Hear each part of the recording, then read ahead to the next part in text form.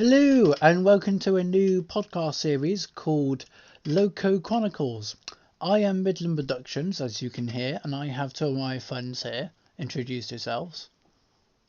Hello, my name is Steam Trunks Productions, and yeah, I make videos on Flickr. I'm also the director of the latest film, The Deckerville Disaster. Pleasure to be here. Hello, my name is Raymond the Crossboy Sun Productions, and I am in the process of making a series. Always a pleasure to be here with you, Midland. Very good, very good. Right, so we're going to be talking about the Midland Railway 010 Licky Banker, also known as Big Bertha. So I'll go first if you don't mind, lads. Sounds good. Yep. Right, so we all know that Big Bertha was built by the Midland Railway because they wanted a sole banker, and she was built in 1919, if I got that correct. Mm-hmm. Mm-hmm. And I would assume she banked there for until 1956, until her headlamp was given to a 9F, because they were the most powerful locos in Britain. And then Big Bertha was scrapped in 1956. And if I could, button say something. Yeah. After Big Bertha's tragic demise, they needed three 9Fs to replace her. Really? Yeah, they did. I didn't know Because that. yeah, apparently she had the strength of three 9Fs.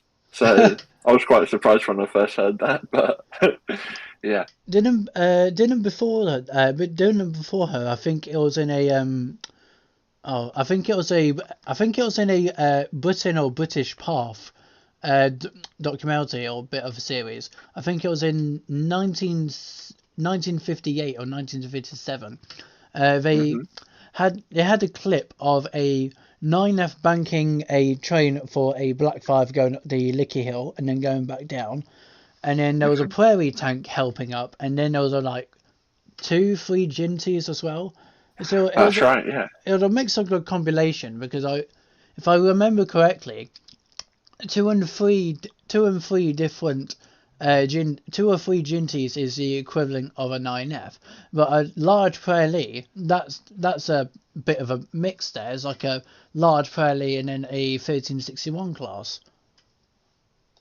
Yeah. And also, Big Bertha's nickname was actually Big Emma. Well, no, it was first. I think it was first Big Emma, but then commonly known Oh, as right. Big Bertha. Right, scratch that. Yeah. That's right, yeah. But either way, um, Raymond, do you have any topics, any information that we don't know about, like about Big No, Bertha? no, I do not. No. I've Well, if I may Yeah, oh yeah. sorry. I think her whistle and headlamp are still around. I think they're at the NRM, if I'm not mistaken. BRM. The NRM, the National Railway Museum in Oh, York. the national. Yeah, Yeah. I think I've seen the whistle. I haven't seen the headlamp. I think that's still around. I'd be really surprised if it wasn't because I've heard loads of like rumors and stuff going around saying that they've got it. Oh, I have found out which BR9F it was. Oh When I yeah, was looking at the wiki about it this morning. oh yeah. So the number of the 9F is 92230, and All right. said 9F was going to be reserved, and Yeah, that's yeah. I might be assuming this badly, viewers. You can tell me in the comments, but I think that 9F is either reserved or not because I haven't looked on the wiki of what 9F reserve or what reserves of 9F has been around. If I can make myself talk.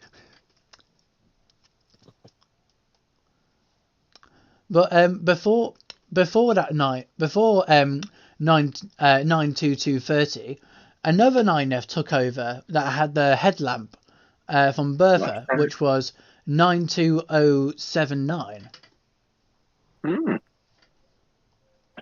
And then after that, when the 9F had either steamer problems or had to go after the work, so it'll be the Midland Railway, the Midland Railway or LMS Fowler Ginties, and also sometimes some panniers would help banking up trains up and down. That's right. Yeah. I think at one time, Big Bertha went for overhauls back in the day, and one time they had to bring out the Elniarg U1 Garrett, that was the banker on the Woodhead route that the Elniarg controlled back in the mid 1940s, 50s, I think. That's right. Yeah. I think I saw some clips of that on like YouTube. Because you can, of course, correct me if I'm wrong, but yeah. No, you are. I think you are right. Yeah. What is sad though is that it was withdrawn in May of 1956, but it was scrapped the same works it was built at in 1957. Oh, that is tragic. Derby Works. So it was built at Derby Works, and then it was scrapped at Derby Works, which in a sense, I think is a way to go out, because let's say if it was scrapped at Swindon Works, I think a few people would be a bit put off of that. Yeah, because it would make sense if it was built at Derby Works and then scrapped at Derby Works, which it is. Yeah. That's a really good point, yeah. Because if it was like scrapped at, say, Swindon, then they would probably say that it's not right for like an LMS to be scrapped at a rival company's workshop. Though I was looking at the excuse me, I was looking at the Trackford effort of the 9F and Big Bertha, and it's honestly surprising. I think we talked about this earlier, but I would like to mention it back up. So before I go to, so the 9F has 2 cylinders, Big Bertha has 4 cylinders. So that's some big horsepower, I might say. Yeah. The thing is though, the Trackford effort on the 9F, I think it was nearly 40,000. I'll have a look. And then on Big Bertha, it was nearly 43,000. So a huge, possibly 3,000 to 4,000 difference of Trackford effort. Wow. That's quite a difference. A pretty big difference. Yeah, rather big. Indeed. Just like the engines themselves. Though I do say, so we'll go a bit for the history. We'll say so. Yep. So we'll start with the Lickey Incline at first. So the Lickey Incline was the steepest sustainable mainline railway incline in Great Britain, and the function of it, they needed the Midland Railway wanted can someone correct me on here? A permanent banker, yes. wasn't it? Yeah. So just extra power, just instead of a passing goods engine or passing loco, and then they just be late for their train. But the Lickey Incline is surprisingly still in use today, and it is specialised by the Class 66 diesel locomotives that now either single head or double head, or I don't know, push and pull their trains up.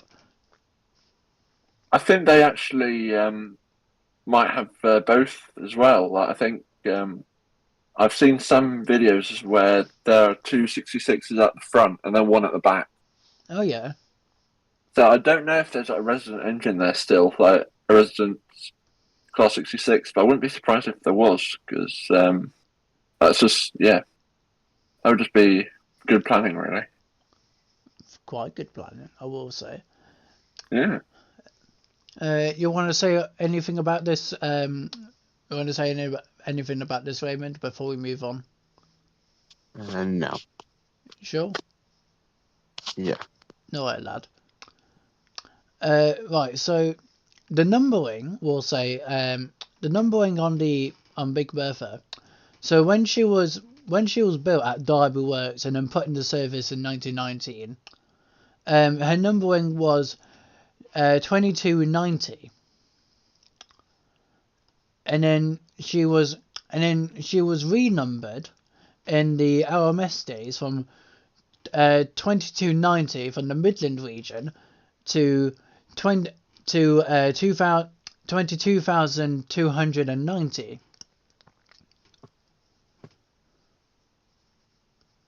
And then in the BR days, she was renumbered once again. And this number being 58,100.